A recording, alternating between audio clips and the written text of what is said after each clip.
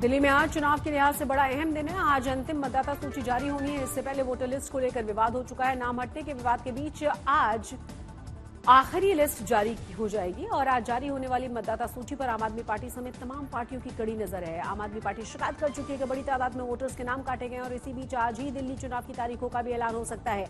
आज दोपहर के बाद चुनाव आयोग की प्रेस कॉन्फ्रेंस हो सकती है।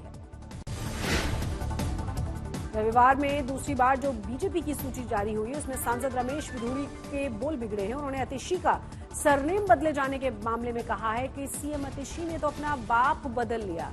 दिल्ली की खड़ाऊ सीएम अतिशी मरलेना से सिंह हो गई हैं। उनके इस बयान को लेकर भी जबरदस्त विरोध हो रहा है। पूर्व सीएम केजरीवाल ने रमेश बिधूड़ी की आलोचना की है। उन्होंने कहा है कि एक महिला मुख्यमंत्री का अपमान दिल्ली की जनता सहन नहीं करेगी। ये तो सिंह बन गई भैया, चेहरा ही नाम बदल दिया। केजरीवाल ने बच्चों की कसम खाई थी, भ्रष्टाचारी कांग्रेस के साथ नहीं जाऊंगा। मार्लिना ने बाप बदल दिया, पहले मार्लिना थी अब सिंह हो गई। ये इनका चरित्र है। मत कैसे हो जाती है। केजरीवाल ने रमेश बिधूड़ी के बयान पर कहा है कि बीजेपी के नेताओं ने बेशर्मी की तमाम हदों को पार कर दिया है। बीजेपी के नेता दिल्ली के मुख्यमंत्री अतिशी को गंदी गंदी गालियां दे रहे हैं। एक महिला मुख्यमंत्री का अपमान दिल्ली की जनता नहीं सहन करने वाली। दिल्ली की सभी महिलाएं इसका बदला लेंगी। इसी बीच रविवार को ही प्रियंका गांधी पर रमेश बिधूड़ी ने पहले ही विवादित बयान दिया था और उसके बाद खेद भी जताया। हालांकि बिधूड़ी ने कहा कि लालू प्रसाद यादव समेत कुछ नेता इस तरह के बयान दे चुके हैं, लेकिन किसी को दुख पहुंचा हो तो मैं अपने शब्दों को वापस लेता हूं, लेकिन जो एतराज कर रहे हैं उनको इस बात का हक नहीं है। कालकाजी भी सुधार कैंप के सामने वाली, बराबर वाली, अंदर वाली सारी की सारी सड़कें प्रियंका गांधी के गाल जैसे जरूर बना दें। लेकिन मैं आपको विश्वास दिलाता हूं, जैसे ओखले की सड़कें हमने बना दिए, संगम बिहार की सड़कें बना दिए, इसी प्रकार से कालकाजी भी सुधार कैंप के सामने वाली, बराबर वाली, अंदर वाली सारी की सारी सड़कें प्रियंका गांधी के गाल जैसे जरूर बना देंगे। इस प्रकार के बयान पहले दिए जाते रहे हैं और किन्होंने दिए? लालू यादव जी ने बयान दिया, हेमा मालिनी जी के ऊपर दिया, मैंने उसका उसी संदर्भ में बोला था और उसी आधार पर कांग्रेस के साथ उस सरकार में मंत्री रहे, कांग्रेस चुप्पी साधी रही। नरेश बालियान आम आदमी पार्टी का विधायक है। 2024 में फिर उन्होंने ये बयान को दोहराया 2024 के चुनाव में, तो आरटीसी की चुप्पी रही। लेकिन फिर भी अगर मेरे इस बयान से कोई व्यथित है, किसी को दुख पहुंचा है, तो मैं हृदय से इस बात के लिए अपने शब्द वापस लेते हुए खेद प्रकट करता हूं और इस बात के लिए मैं दुख प्रकट करता हूं कि अगर किसी को खेद पहुंचा हो। लेकिन इन लोगों को उंगली उठाने का कोई इस बात के लिए राइट अधिकारी नहीं बनता है कि वो ऐसे बयानों की करे, तो पहले अपनी गिरबान वो लोग झांके।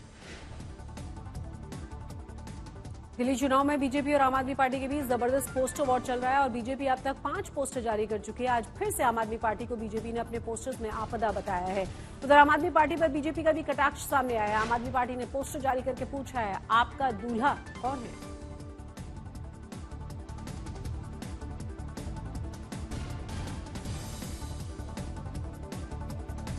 तो 2 तस्वीरें हम आपको दिखा रहे हैं किस तरीके से पोस्टर वॉर एक बार फिर से दिल्ली में शुरू हो चुका है। हालांकि तमाम बयान तो आप सुन ही पा रहे हैं तमाम पॉलिटिशियंस के, लेकिन एक बार फिर से आम आदमी पार्टी पर निशाना साधा गया।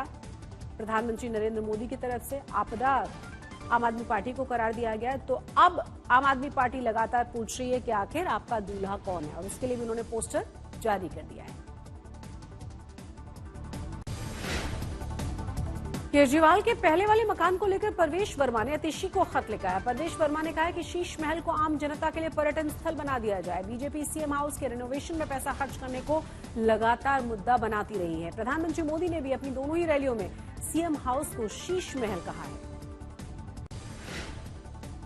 जब दिल्ली में पूरी तरीके से लॉकडाउन था, जब आदमी बाहर नहीं निकल पाता था, ये सारा शीश महल उसी दौरान ही बन रहा था। ये बहुत ही शर्म की बात है।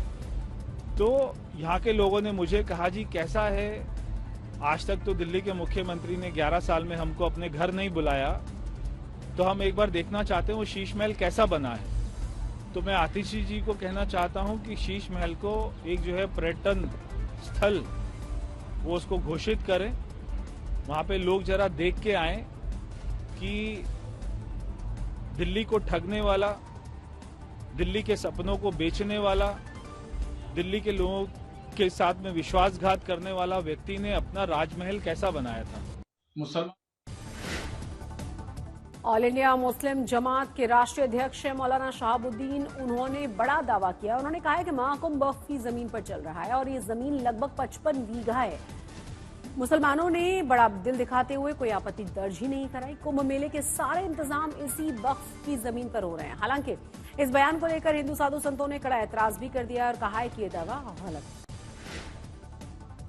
प्रयागराज के जो मुसलमान हैं उनमें से एक सरताज नाम के हैं, उन्होंने इस बात की जानकारी दी और कहा, एलानिया तौर पर इस बात को कहा कि जो जमीन है, जिस जमीन पर, जमीन के बहुत सारे हिस्से पर जो शामियाने तंबू वगैरह लगाए गए हैं, इंतजाम किए गए हैं, मेला लग रहा है, ये वक्फ की जमीन है और वहां के मुसलमानों की जमीन है।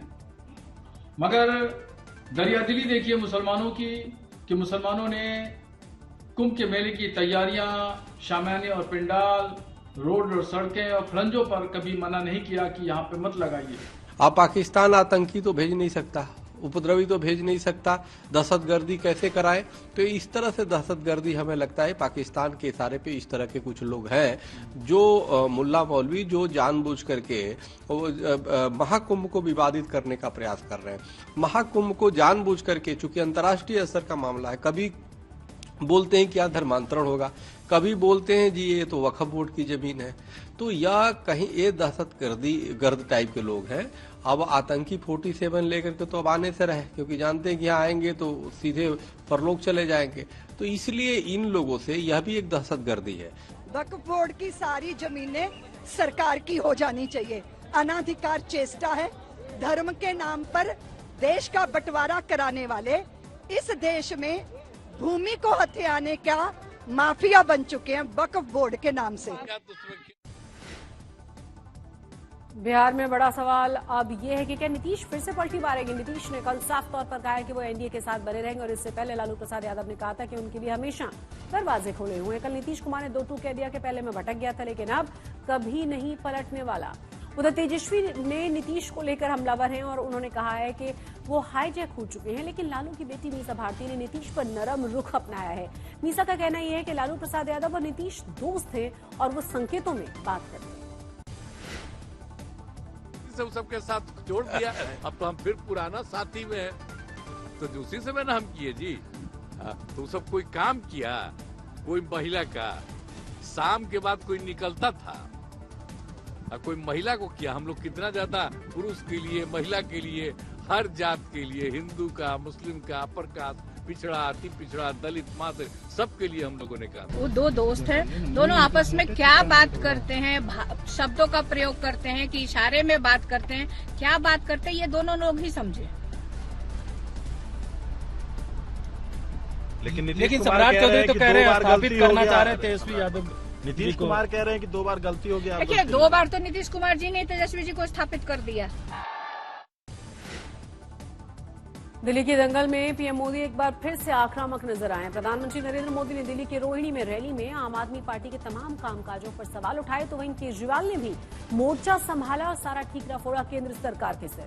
पीएम मोदी ने कहा है कि आप सरकार की नीयत ठीक नहीं है, उनसे कोई काम नहीं हो रहा और गलत आरोप लगाए हैं कि केंद्र सरकार बजट नहीं दे रही या फिर काम नहीं करने दे रही। ये भाजपा ही है जो दिल्ली का विकास कर सकती है। साथियों, बीते 10 साल में दिल्ली ने जिस तरह की राज्य सरकार देखी है वो किसी आपदा से कम नहीं है। ये एहसास आज दिल्ली वालों को अच्छे से हो चुका है। इसलिए अब दिल्ली में है एक ही आवाज गूंज रही है। जो लोग ये आरोप लगाते हैं कि आम आदमी पार्टी लड़ती बहुत है, ये आज के उद्घाटन उन लोगों को जवाब है इस बात का कि आम आदमी पार्टी केवल और केवल दिल्ली के लोगों के लिए काम करती है। हमारे ऊपर इतने अत्याचार किए, इतना हम लोगों को तंग परेशान किया, हमारी पार्टी पे अत्याचार किए। हम सब लोग अभी अगस्त सितंबर में जेल से छूट के आए हैं, लेकिन हमने अपने ऊपर हुए अत्याचार को मुद्दा नहीं बनाया। अपने ऊपर हुए अत्याचार को अगर हम दिल पे ले लेते तो ये दिल्ली मेट्रो की आज लाइन नहीं बनती, आज ये उद्घाटन नहीं होता। बड़े मियाँ तो बड़े मियाँ, छोटे मियाँ सुभान अल्लाह, मुंह खोलते ही झूठ और जुमलों की बौछार होती है, मोदी जी की भी और केजरीवाल जी की भी। इसलिए जनता अब उन्हें बाहर का रास्ता दिखाने वाली है। किसान नेता डल्लेवाल की भूख हड़ताल पर सुप्रीम कोर्ट में आज सुनवाई होनी है। सुप्रीम कोर्ट ने पहले डल्लेवाल को अस्पताल में भर्ती कराने का आदेश दे दिया था, लेकिन पंजाब सरकार ने डल्लेवाल से बातचीत के लिए कुछ समय मांगा था। जगजीत सिंह डल्लेवाल की भूख हड़ताल का 41वां दिन है और उनकी तबीयत लगातार खराब हो रही है। आज आपको बता दें कि सुप्रीम कोर्ट पंजाब के मुख्य सचिव के साथ मामले की सुनवाई करने वाला है, जो वीसी के जरिए कोर्ट में मौजूद रहेंगे। उधर शंभू बॉर्डर पर किसानों का प्रदर्शन जारी है। आज किसान गुरु गोविंद सिंह की जयंती पर सभा कर रहे हैं। उधर खनौरी बॉर्डर महापंचायत में बच्चों समेत कई किसान परिवार पहुंचे और इन किसानों का कहना है कि डल्लेवाल हमारी नस्लों को बचाने के लिए लड़ रहे हैं। महापंचायत के लिए नेशनल हाईवे पर स्टेज लगाया गया था। बड़ी तादाद में किसान महापंचायत में पहुंचे।